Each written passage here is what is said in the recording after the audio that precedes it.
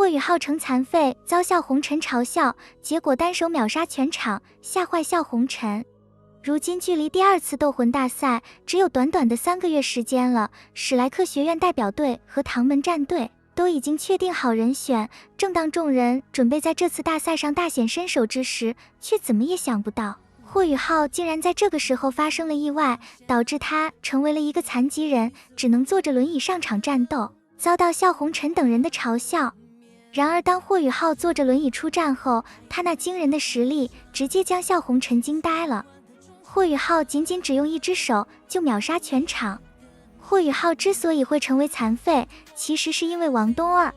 霍雨浩在得知王冬儿有暗伤，命不久矣，立刻就进入了冰火两仪眼，为王冬儿寻找相思断肠红。但是这株仙草可不是那么容易就能摘到的，霍雨浩经历9死1生才摘下了相思断肠红。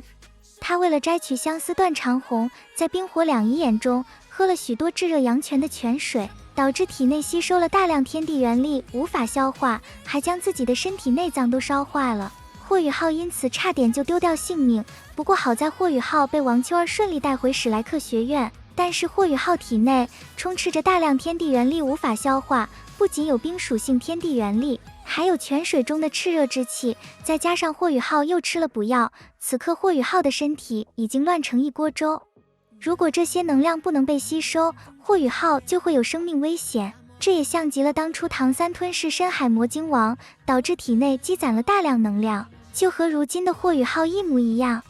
不过霍雨浩却想到一个办法，在他醒来后，他将体内所有能量都封印在双腿和左臂中，正是因此让霍雨浩成为了无法行动的残疾人，只有1只手能活动。不过只要霍雨浩将这些能量完全吸收，就能恢复如初。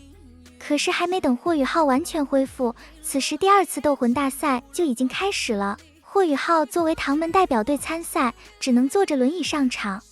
而当在场众人看到唐门战队竟然派出一个残疾人比赛，让众人纷纷笑掉了大牙，嘲笑唐门无人。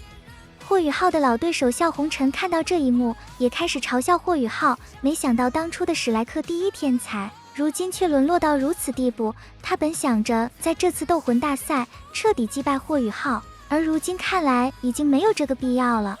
只是笑红尘万万没想到，他真的低估了霍雨浩，在成为残废后竟然坐在轮椅上，仅使用1只手就让整个地龙门全军覆没。